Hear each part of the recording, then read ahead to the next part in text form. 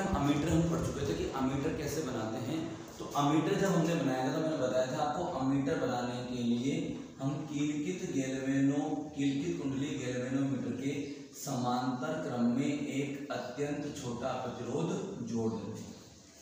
तो ये क्या बन जाएगा अमीटर। फिर यहाँ एक छोटा सा डेरिवेशन किया था, उस डेरिवेशन में मैंने आपको बताया था कि दिए गए गैल्वेनोमीटर, अब देखिए यहाँ गैल्वेनोमीटर दिया गया मतलब हमें दो चीज दी गई है, एक तो दिया गया है गैल्वेनोमीटर का प्रतिरोध G और एक दिया गया है गैल्वेनोमीटर के लिए पूर्ण स्केल विक्षेप धारा IG। ये दो चीज हमें दी गई है।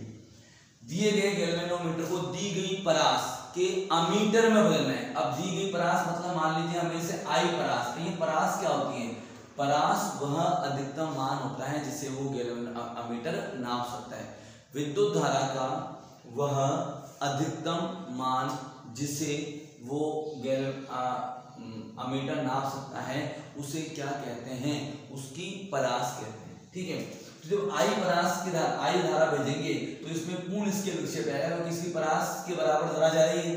पूर्ण स्केल विक्षेप धारा इसके लिए IG है, तो अब बची हुई धारा इसमें चली जाएगी I माइनस IG। अब हमने S का मान निकालने के लिए यहाँ पर प्रतिरोधों के संयोजन का कंसेप्ट लगाया कि जब दो प्रतिरोध समांतर क्रम में होते हैं तो उनके सिरों पर विभवांतर का मान समान होता है। तो S into I minus IG बराबर होगा IG गुणा कैपिटल G। इसको हम सोल्व करके क्या निकाल सकते हैं, इसके द्वारा हम S का मान निकाला था। और आदर्श अमीटर देखो S का मान आएगा ये IG into G upon I minus IG, और फिर हमने अमीटर का प्रतिरोध निकाला था कि दोनों प्रतिरोध समांतर क्रम में हैं, तो बनने वाले अमीटर का प्रतिरोध होगा GS upon G plus S। ये होगा जो अमीटर बनेगा ना, उसका प्रतिरोध ये होगा। अब क्योंकि S का मान बहुत छोटा है, अगर G का मान हम 100 ले लेते हैं मान लीजिए, और S का मान 0.01 ओम है, तो अब RA का मान 0.01 ओम के लगभग बराबर या इससे भी छोटा आएगा, लगभग 0.01 आएगा, लेकिन छोटा आएगा, इससे बहुत छोटा, इससे छोटा, थोड़ा सा छोटा ये बोलेगा। तो इस तरह आप देख रहे हैं कि अमीटर वो अच्छा होगा जिसका प्रतिरोध कम से कम होगा, जिससे कि परिपथ में जोड़ने पर वो परिपथ के प्रतिरोध को परिवर्तित नहीं करे। ठीक है, और नोट्स में आज वाले नोट्स में भेजा गया है कि आदर्श अमीटर का प्रतिरोध जो होता है वो कितना होता है, 0 होता है। ठीक है, अब हम पढ़ेंगे वोल्टमीटर। वोल्टमीटर बनाने के लिए हम कीलकित कुंडली गैल्वेनोमीटर के श्रेणी क्रम में एक उच्च प्रतिरोध जोड़ देते हैं, तो हम पढ़ चुके हैं। ये क्या बन गया हमारा वोल्टमीटर। अब क्वेश्चन है दिए गए गैल्वेनोमीटर, मतलब गैल्वेनोमीटर दिया गया है, मतलब आपको दो बात दी गई है, एक तो गैल्वेनोमीटर के लिए पूर्ण स्केल विक्षेप धारा, तो नाम में ही परिभाषा है पूर्ण स्केल विक्षेप धारा, अर्थात वह धारा जो गैल्वेनोमीटर में भेजने पर इसकी सुई मैक्सिमम डिफ्लेक्शन देगी, इससे ज्यादा डिफ्लेक्शन इसमें नहीं आ सकता। G गैल्वेनोमीटर का प्रतिरोध, ये दो चीजें हमें दी गई है, और दिए गए गैल्वेनोमीटर को दी गई परास के वोल्टमीटर। अब परास मतलब ये 20 वोल्ट तक वोल्ट नाप सकता है, 0 से 10 वोल्ट, 0 से 5 वोल्ट, 0 से 3 वोल्ट, तो 0 से 3 वोल्ट तक नाप सकता है, तो परास हो गई 3 वोल्ट। धर्म कांटे पर लिखा होता है क्षमता 100 टन, वो क्षमता ही परास है, मतलब वो 100 टन तक तोल सकता है। धर्म कांटा अंदर रोड पे कई बार ट्रक हो गया, वो तोलने के लिए होता है धर्म कांटा। ठीक है, तो वो उसकी परास है। ऐसे इसी प्रकार हर उपकरण की एक परास होती है। हमारा छोटा स्केल होता है 15 सेंटीमीटर का, 6 इंच वाला, उसकी परास कितनी है, एक बार में आप उससे 15 सेंटीमीटर नाप सकते हैं। तो वैसे हर उपकरण की मेजरिंग इंस्ट्रूमेंट की क्या होती है, तो परास होती है, तो इसकी परास भी है। अब देखिए जो कंसेप्ट अमीटर में लगाया था वो यहाँ लगा दिया, उतनी धारा भेजी जितनी परास है। तो यहाँ क्या है, हम इस वोल्टमीटर के सिरों पर उतना विभवांतर लगा दिया, इस बिंदु A और इस बिंदु B के मध्य उतना विभवांतर लगा दो जितनी इसकी परास है, लगा दिया।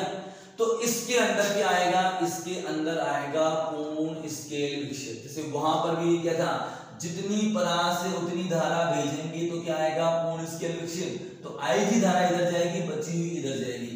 परंतु यहाँ तो श्रेणी क्रम में है दोनों प्रतिरोध, तो इसमें भी Ig बहेगी और इसमें भी Ig बहेगी।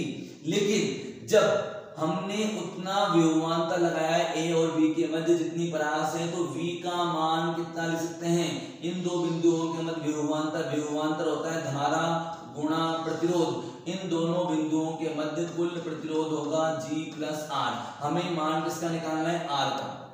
दिए गए गैल्वेनोमीटर को V परास के वोल्टमीटर में बदलने के लिए आवश्यक प्रतिरोध उच्च प्रतिरोध R की गणना, ये उच्च प्रतिरोध होता है। तो क्या बनेगा बताइए? V/Ig G+R। तो बताइए R बराबर क्या बन जाएगा? R बराबर बन जाएगा V/Ig - G। इस फॉर्मूले से हम R प्रतिरोध का मान निकालेंगे। अगर हम R प्रतिरोध जोड़ देंगे तो जो वोल्ट गैल्वेनोमीटर है वो क्या किसमें बदल जाएगा? R प्रतिरोध जोड़ देंगे तो ये जो गैल्वेनोमीटर होगा ये V परास के वोल्टमीटर में बदल जाएगा। अब देखिए R एक जो वोल्टमीटर बना उसका प्रतिरोध कितना आएगा? इस प्रकार बनने वाले वोल्टमीटर का प्रतिरोध आएगा G+R, क्योंकि दोनों श्रेणी क्रम में। जब इसका प्रतिरोध G+R आ रहा है और ये दोनों श्रेणी क्रम में, तो आप देख सकते हैं कि वोल्टमीटर का प्रतिरोध आएगा उच्च। तो वोल्टमीटर का प्रतिरोध उच्च होता है। और आदर्श वोल्टमीटर की बात करेंगे हम, अगर क्वेश्चन आ जाए आदर्श वोल्टमीटर का प्रतिरोध कितना होगा, तो आदर्श वोल्टमीटर का प्रतिरोध होता है अनंत। तो आप इससे ये समझ सकते हैं कि वोल्टमीटर ज्यादा अच्छी और एक्यूरेट रीडिंग देगा जिसका प्रतिरोध ज्यादा से ज्यादा हो, और अमीटर वो सही रीडिंग देगा जिसका प्रतिरोध कम से कम हो। बिल्कुल एक्यूरेट रीडिंग दे रहा है तो वो आइडियल चीज होगी। और आइडियल अमीटर, आदर्श अमीटर का प्रतिरोध 0 होता है और आदर्श वोल्टमीटर का प्रतिरोध अनंत होता है। ठीक है डियर स्टूडेंट्स, आज का ये टॉपिक हमने भेजा है, वो तो कल वाले का रिवीजन हो गया। इससे पहले के स्टूडेंट कंफ्यूज हो रहे हैं, देखिए हमने कल जो ओनली वीडियो था उसमें पिछले वाले टॉपिक्स का हमने एक बार रिवाइज करवाया था। आज आप नोट्स में देखिएगा हम लास्ट टॉपिक जो हमने पढ़ा है वो वोल्टमीटर कैसे, गैल्वेनोमीटर को वोल्टमीटर में कैसे परिवर्तित करते हैं और उसके लिए आवश्यक R प्रतिरोध R की क्या की हमने गणना की है। ठीक है डियर स्टूडेंट्स, थैंक यू।